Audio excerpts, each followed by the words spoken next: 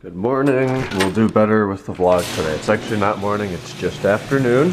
I got to bed about 4:50 and I got up about 11:20 and I've been doing emails and vlogs and stuff from bed. So nobody's backed into the 3 Series yet. That's good. They have a bad history with that. Today I have a couple things I want to do as my goal. I don't think it has the BMW security system, so it doesn't really make any noises. It doesn't even look like this door locks. Oh, because the door panel's not there. That would be why. But anyways, I don't have lights that flash, and I don't have any auditory noise. And the auditory noise, I believe, would come from the security system, which I apparently don't have, although it is pre-wired. And I wish the lights would flash. Maybe that's an option that can be programmed into the key. I don't know. Maybe you guys do. Let me know. And wow, I don't know what that is all over the front of the car, but this needs to be washed today. Anyways though, today I want to do an oil change. I think I'm going to go with Castrol 530 synthetic. I think that's what I'm going to end up using in this. I have no idea how many quarts it takes. The M5 takes 6. This could take anywhere between 4 and 8. I think it's actually more than the M5 though. I think I remember that. Damn it. Why is that hard? And I'm going to pull the air filter box today and see what that looks like. But I already have a filter. Check the box, and the oil cap is there. That's right, the other thing I wanted to do, license plate lights and those bulbs right there, and I don't know how the heck I'm going to get to those. It's like the E39, it's way back there. I know that comes out as a separate piece, but I don't know how it comes out as a separate piece. Alright, I pulled the air box. There's the engine air filter. Probably the cleanest engine air filter on a used car I've ever seen. It's not great. You know, it's a little dirty underneath. I would replace it, and I'm going to replace it. I thought maybe I could use one of the extra can ends I had from the M5, and it's about 1 inch too fat. So I'll have to look up the can ends online and see if I can get myself one of those. Well, I've got my first setback of the day.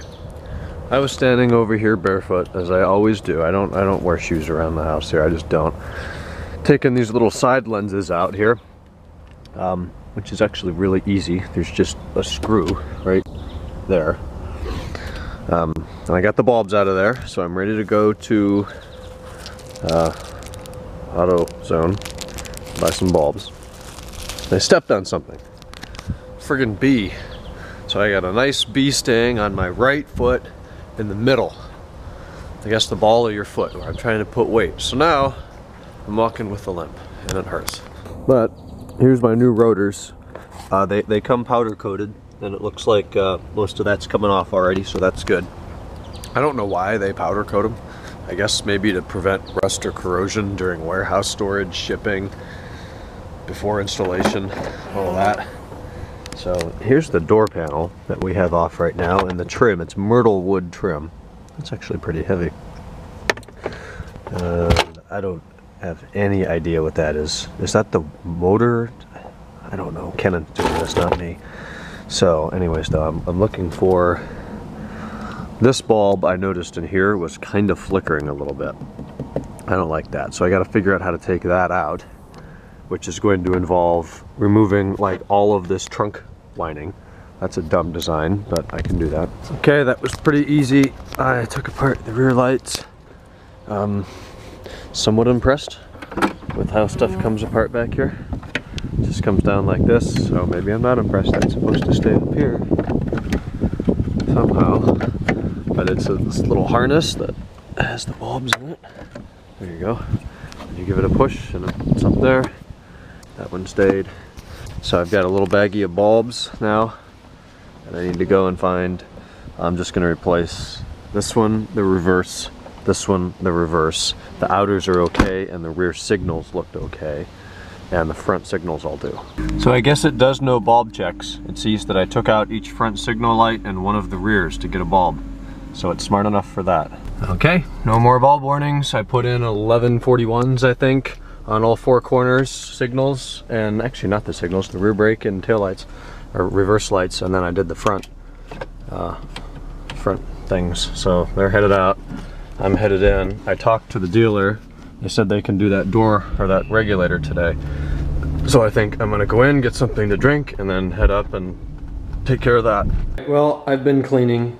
I'm using Z6 not because it's Zano, just because it's a quick spray wax that I don't have to wash the car for. I only have about 20 minutes now before my grandparents get here, and I just wanted to get all the water spots, and they were all white and nasty. So I went over it. Some of the paint's better than I expected, some of it's worse. The front, it really needs to be clayed, which I may do before winter, and then just put a generic coat of wax for protecting and sealing purposes.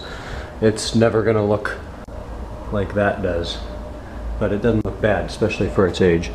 So I've been working under the hood with Simple Green. I cleaned all these engine covers, the strut towers, the intake here, that strut tower, reservoirs back there. Up here is now nice and clean. So that wasn't too bad. It took about a half hour. It's not perfect. It's not like the 3-hour detail I do on the S62, but it looks good now. It's presentable. Probably do a little bit more later. I'd like to vacuum out the interior before they get here, but I've got to go shower and change, so I don't think I'm going to have time. But nonetheless, aside from the wheels, it's respectively clean. For the vlog now, we just changed oil in the 330. It's kind of dirty, but it's got fresh 5W30 fully synthetic Castrol GTX in it. Kendall wins driving. What do you think? Very different to E39s. Yeah. Very different. I mean, the controls are different. The steering even feels different than mine, despite the fact that it's also a rack and pinion system. This transmission, like I was telling Ryan, it's like when I shift gears, it feels like there really isn't anything in between. I'm like slotting it in. It's like air. It's really easy to shift. Everything is just kind of easy to move. It's easier than mine. Part of that is due to mileage, but part of it, I just think 3 Series cars are built differently. Anyways, though, we're gonna get some gas. Then we need to go recycle the old oil and drop off some cardboard at the recyclers. All right, today's work is done. Got a fresh oil change today. I think I filmed some of that. We got gas today, cleaned it up today. Oh, we still have our treats in the back. Just took apart part of the center console and everything. I do want to get auxiliary in here as cheap as possible, so I looked up the radio part number. The car production is a 10 of 01, October 01. So it should have a summer to fall of 01 build date. I'm gonna move the Honda back in. Build date for the CD player radio, right? Well, it's a November 06, I think. It's a super late radio that supports Sirius and auxiliary. So, score, I already have the $400 radio, friggin' rights. Now I just got, how much is it, $35? What? The thing I need, the adapter. Yeah. 35 bucks will get me the auxiliary cable that I just plug in the back of the radio and then route into the glove box. So I'll have auxiliary in that too for $35. I spent 30 times that or so to get that in the M5. So, very nice. I also got the part numbers for a couple pieces of interior trim that are just really nasty and shitty that I want to replace, that are cheap online. So I will do that. And that's today. Got a lot of work done. All right, good morning. Kenan left a few minutes ago. It's almost 2 o'clock. Wrapping things up here for the day. Another productive day. I just talked, I think, on the last clip about the radio having the right part. I just did an ECS order with those trim pieces. The door back here that we have the door panel off, I noticed the vapor barrier was missing. I asked the guy, I drove up to the dealer where I bought it today and asked if he just didn't put it back on. He said, no, indeed, it wasn't there when he took it off. So there's obviously been window regulator work done before or something that caused the door panel to be off and they neglected to reinstall the barrier. So for $16, I think it was, or 26 or something, I bought a new vapor barrier.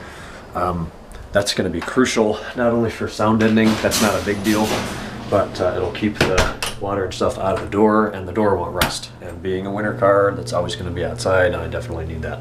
So I did that, determined the radio will support auxiliary, bought the cable, the little coin adapter, the shift knob keeps coming off. If you pull back into fourth, that knob comes off in your hand. And in traffic, that's not fun. On my test drive, it scared crap out of me, but apparently that's normal as those things age and wear. So I bought a new shift knob. Yeah, stuff like that. So that'll come in middle of next week from ECS, that'll be nice. And a bunch of new fresh parts. So I'm gonna head up to bed, and I'm tired, my back hurts, and I'm probably covered in oil, so I need a shower. and I'll talk to you guys tomorrow on Friday. There's a chance of thunderstorms in the afternoon, 30% chance, but I'm going to try to make tomorrow a mowing day. I'm getting kind of behind, so I'll try to do 2 tomorrow and then 2 over the weekend. All right, good night.